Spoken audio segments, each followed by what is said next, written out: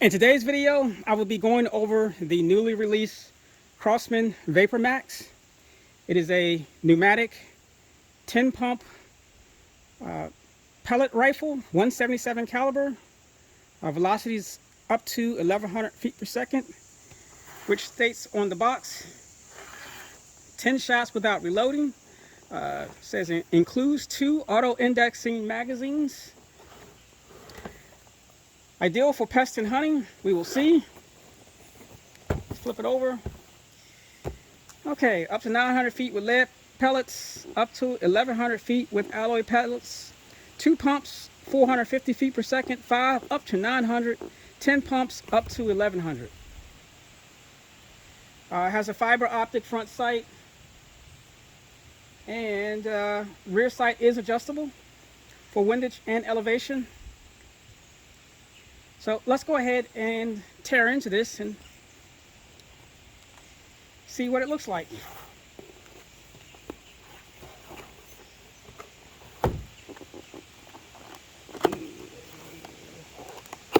I have not opened this box, so this is the first time.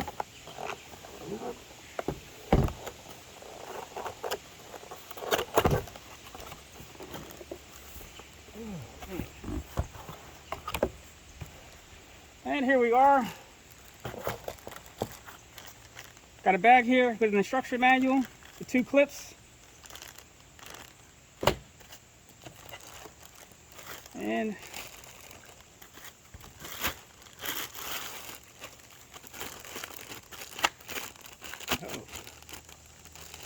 see if I can get this out.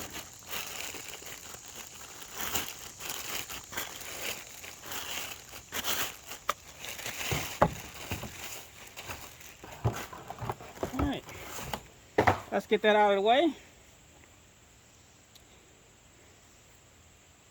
So this is how it comes directly out of the box. It does have a nice little heft to it, and we will get to some specs later on.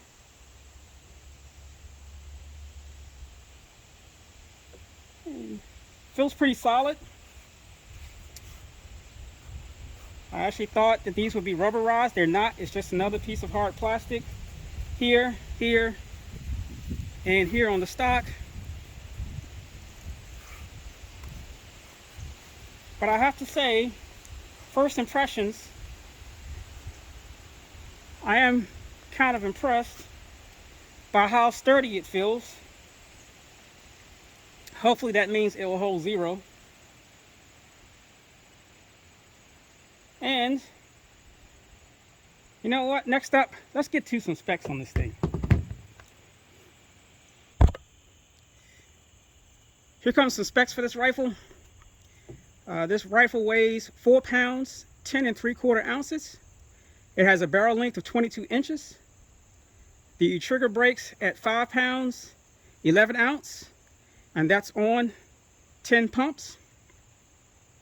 And it's made in China. It states that on the box. But it still feels, I will say, pretty solid. They actually have a metal pump handle, which I personally thought it was going to be plastic, but it is metal. And next up, let's get some velocity readings and see what it does across the chrony. Temperature is currently 78 degrees. For this chrony test, I'm going to do 3 shots with RWS Diablo Basics. They're 7-grain lead wad cutter. I'm going to do 3 pumps, 5 pumps, and 10 pumps. And I'm going to do the same thing with the Winchester Maximum Velocity pellet, which is 4.32 grain, which is more than likely, I think, possibly the lightest pellet that's available that I know of. Well, I'm sorry, it's not no longer available, but that I have.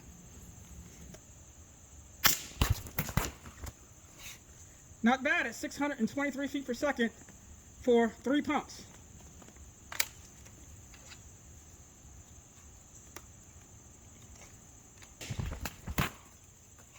$755.5 for 5 pumps.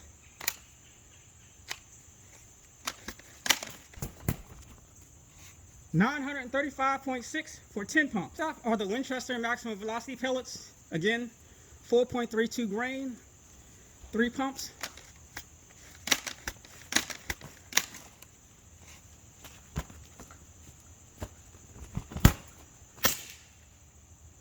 $735.7 feet per second. 892.1 for 5 pumps. Impressive. Second for 10 pumps. So close to that 1100 feet per second stated with alloy pellets. You're only 15 feet per second off. Next, what I want to do is I want to go over the clip. This is the 10-shot clip.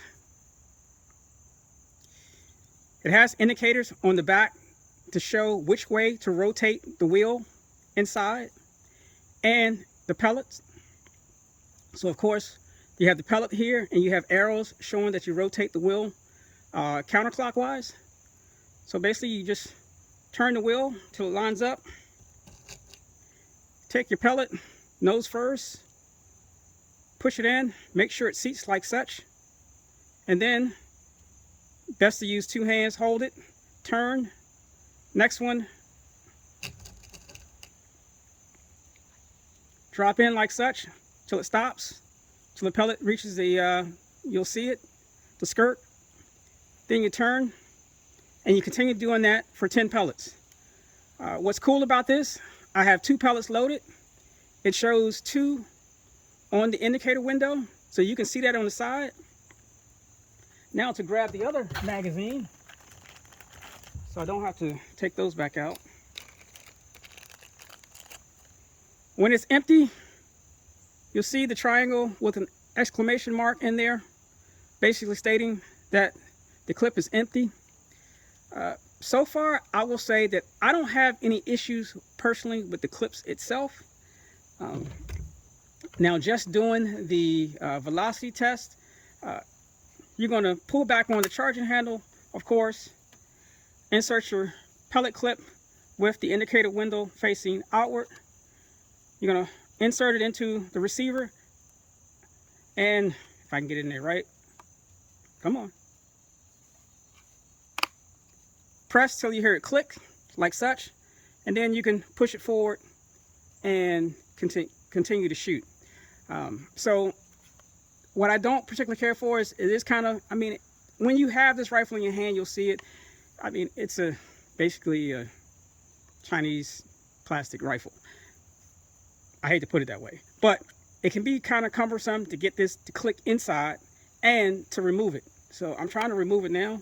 I have the bolts all the way back, and it can be kind of tough. There's really very little for you to grab onto to pull this back out, but there it is. It can be kind of tough to get it out, but again, nothing wrong with the clips. The only issue I have with is insertion and removal. Now, more than likely, that will get a little easier over time. Another issues that right now they're not rearing its head. There is some play in the handle here, so just know that. As you're pumping the rifle, more than likely you're going to hold it right here, and you can feel the play between the receiver and the stock, which you have to be careful with, because over time that will loosen up a lot, especially if you're going to 10 pumps. And this bolt is, of course, plastic, and as you can see, it's a really thin piece of plastic. So I can see people in the future having issues with this little lever here coming off if you hit it up against something. So just take that in mind when you have it. Other than that, I will say still, it feels like it's pretty sturdy. But those are the only, so far, complaints I can see that I have with this rifle. But they're small, but just something to be aware of. The next thing I'm going to do is, I was going to start doing my shooting or my accuracy test. And to be honest with you, I would not be giving this rifle a fair advantage of a good accuracy test by just taking it out of the box and shooting it like this. I mean, most people are probably going to do that, but I want to know what this rifle is actually capable of. So before I do that, the first thing I'm going to do right now is I'm about to take this rifle into the house and I'm going to clean the barrel. And once I clean the barrel, I'm going to mount a scope. And then I'm going to zero that scope. And then I'm going to do my accuracy test. So I'll see you in a bit. I just finished cleaning the barrel, and as I suspected, the barrel was dirty. And looking at the trigger, this trigger is not made for precision. So there's a take up, press your wall. There's the break. Show you that again. Take up. There's the wall. Press, press, press. Break. So next up, I'm going to see if there's anything I can do about that.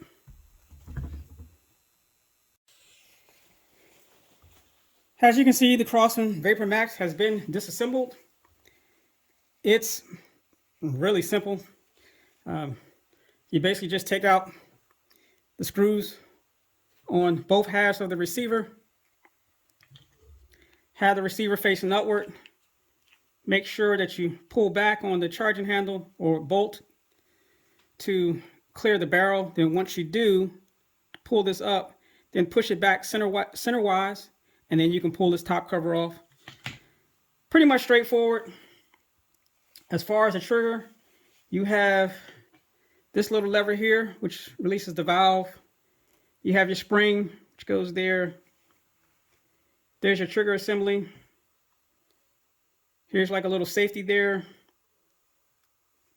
That has to be, the bolt has to be pushed forward before the trigger can actually be pressed. And your 2 pins. I'm going to say, I don't recommend it. Everyone do this to their Vapor Max, but yeah, I mean, it's a pneumatic rifle right out of the box, made in China. Okay, the trigger's not going to be great, and you're not going to get the best from it, but I want to see what this rifle is actually capable of, which is why I cleaned the barrel, and I'm doing this here.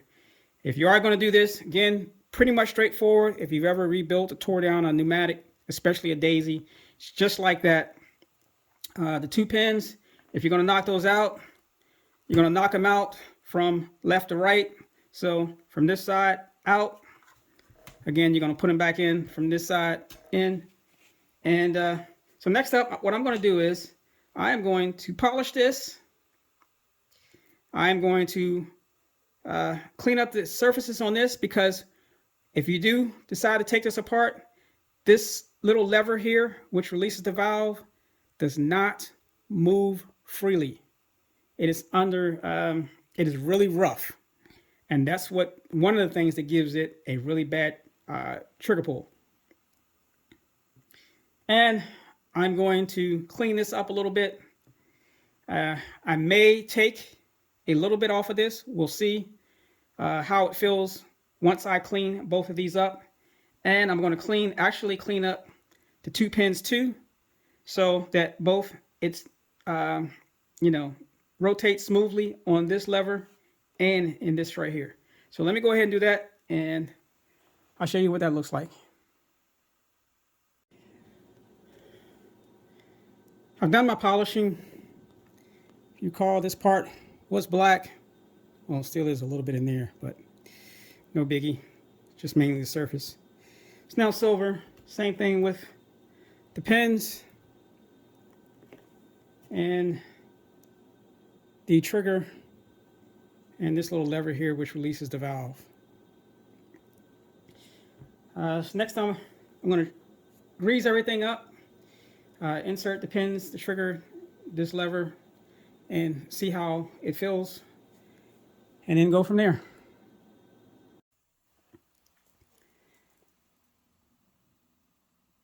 Okay. So from what I can see, there's really very little you can do with this type of trigger. I think it's just inherent in the design. Again, there are other people out there who may know more about what can be done. More than likely, some type of daisy expert, but a daisy trigger expert. But what I have come up with, alongside with polishing, extensive use of grease, this is what I've come up with. And hopefully you can see that, but there's a little Phillips screw here, and here's one that I cut. So what I'm going to do is, not going to use that one. I'm going to take this piece here that I cut, and I cut this at just the right size that when, what I'm going to do is I'm going to take this cut piece, insert it into this small trigger spring, which is directly behind the trigger, like such. I'm going to take this part here, which has a whole bunch of grease on it, which I have to reapply. Put that back on to this. Take the trigger, and it has a little hook here to keep it in place. And I'm going to snap this back together, or attempt to. Come on. And it's really, you have to trim that screw at just the right size to where it allows this trigger and piece to snap together, which just happened. So now, when I press that trigger, there's no play between this and the trigger. And then I will show you that once I reinstall this.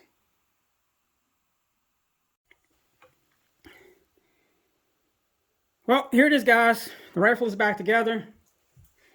Let's check out that trigger pull. Here it is. There's no take up, just straight wall. Press. Break. Let me show you that again. Again, no take up, straight wall. Break. Now, the factory trigger out of the box was a 5-pound, 11-ounce pull. Let's test this one.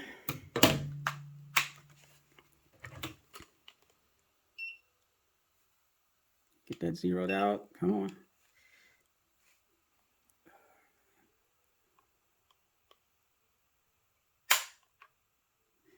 Four pounds, 3.1 ounce.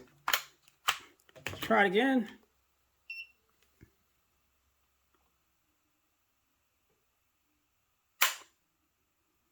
Four pounds, 9.2 ounce. And one more time.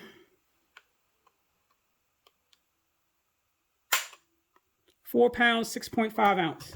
So it went down a little bit from 5 pounds, 11 ounces to about 4 pounds or 4.5 pounds. Is that an improvement? Yes, but it's just inherent in the design of this thing, the way it is. Maybe someone else better knows what else to do, but to me, an improvement is an improvement. Next, I'm going to mount a scope and zero it. Then we'll see what this thing can actually do. Well, as you can see, I've mounted my scope. It's a 4x16 scope on this rifle. And I want to first off state that, I don't think that everyone should go through what I did with the trigger modification. But I will say, yes, I'm only gaining, or I should say losing, about 1.5 pounds. But there's no take up, and it is silky smooth. I know that may sound hard to believe, but it's really smooth. And if you were to try this trigger and then try one out of the box, you would think the one out of the box was broken. It is absolutely, and I can't show that on film, but it is so smooth, it's absolutely ridiculous. Now, I'm only losing about 1.5 pounds, but I don't have that take up. I'm straight wall and break, and it's silky smooth. There's no roughness, there's no catching, there's no nut. It's just silky, silky, silky smooth. Also, I greased that up. It is still a little tough. It's new. But, man, that trigger.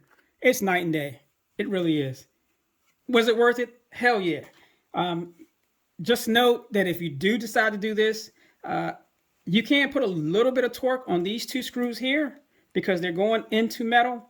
But these other screws here, you know, just remember you're screwing those into plastic. And once you strip those out, that's pretty much it. So just keep that in mind. Other than that, it's pretty much straightforward. Just take your time, you know, have all your tools on hand, and you can have your trigger just like this one. So now I'm going to zero the scope, and we'll see what it can do. I've got 3 targets downrange, one at 20, one at 30, and another at 50. I'm going to do 5 shots with each one using 8 pumps. Then I'm going to show you the groups. The pellets I'm using for this are the Field Target Trophy Green. I know some of you all might say that that's not the best pellet. It may not be, but to truly test this rifle, to find out what it likes, at what distance, with what pellet, how many pumps, personally, I think that could take almost a month, depending on how much time you have. I don't have that much time. Grass needs to be cut. It doesn't cut itself. So I'm going to show you what I can do with this pellet at those 3 distances at 8 pumps.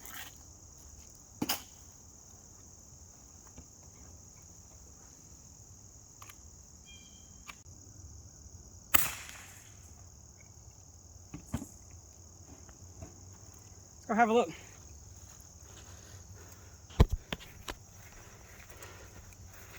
First up, the 20-yard target.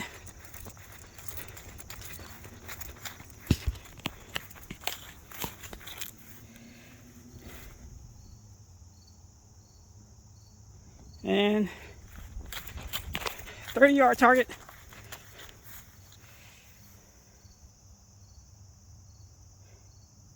And the 50-yard target.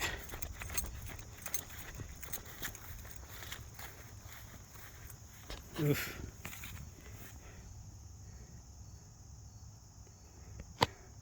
Okay, I redid another shot because I didn't cock it all the way, and that was that one there. But 1, 2, 3, 4, and 5. So, I mean, at 50 yards, yeah, all of my groups show that it needs to come over to the right a little bit. I don't understand it. When I zeroed it, I was hitting dead center, but you know how these pumpers are. But still, at 50 yards, you know, I can bring that up if I needed to. It is what it is. It's a Crosman pumper. You know, I don't really think they expected anyone to be shooting this rifle at 50 yards. But even at 50 yards, you know, I mean, I can hit a can. And that's only on 8 pumps and not the full 10.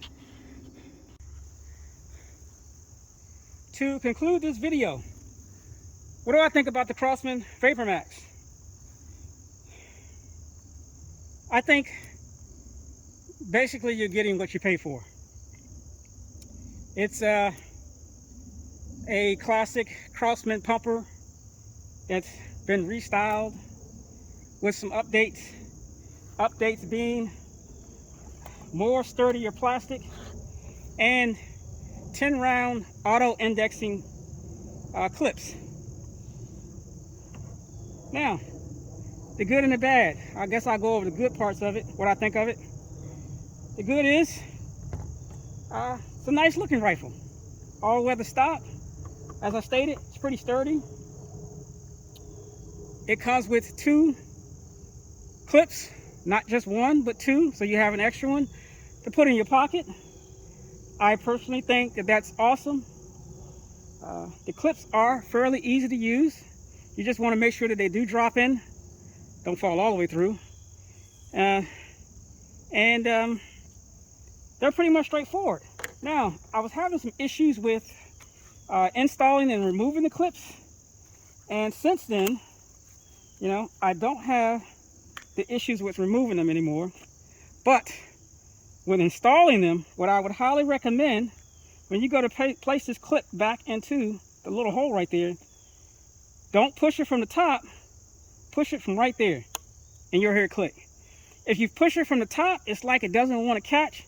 But if you push it like between the center and the lower portion, right there, it'll click in easily every time. But if you try to push it from the top, you're going to have some issues. So keep that in mind. Again, it has a metal pump handle, or I should say metal pump rod, but the handle is plastic. I ain't no complaints. There's a little bit of movement, no biggie. Has a crossbolt safety. Again, I've gone over the trigger earlier. Again, staying, I don't recommend everyone doing it, but is it worth it? To me, yes, because the stock trigger is, put it bluntly, it's garbage. Now, you know, a little bit of work, it's much smoother, about 1.5 pounds lighter. So to me, it is an improvement. Other negatives is that, like a lot of pumpers, holding it here, you feel the play between the receiver and the stock. So keep that in mind. If all possible, when you do pump this thing, try to hold more. If you're not using the scope, hold more on the receiver than the stock. And even when using the scope, try to get your hand up as high as possible to grab more of the receiver than the stock, to prevent, because all that's going to happen is over time, this is going to loosen up. I wouldn't really call it a butt pad. It's pretty solid, but you know, it's a pneumatic. This really didn't have any recoil.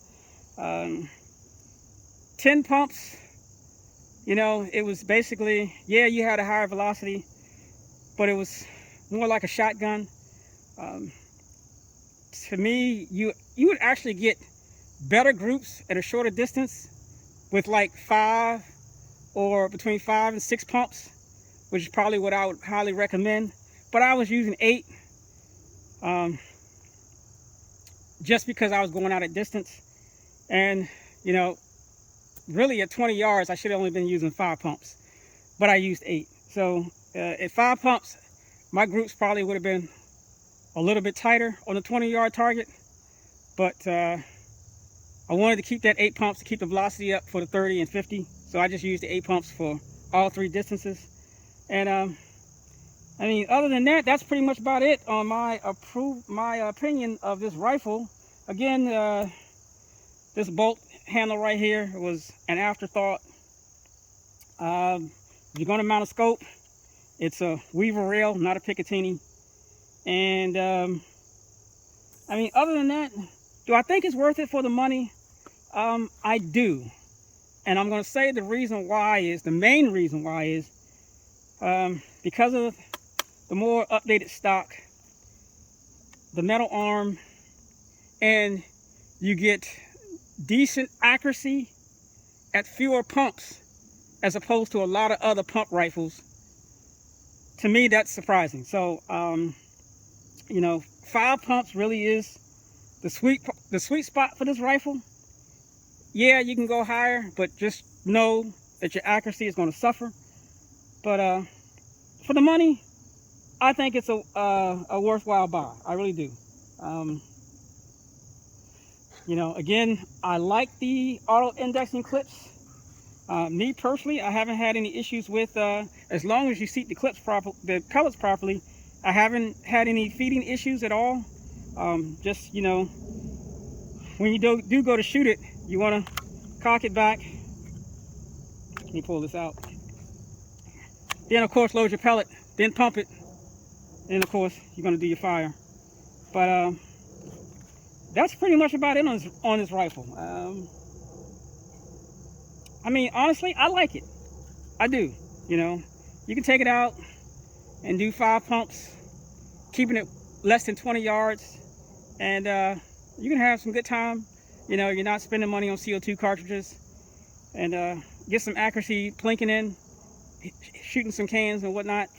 You know, if you want to reach out a little further, you can. But that's pretty much about it. So I appreciate you guys watching, and until next time, take care.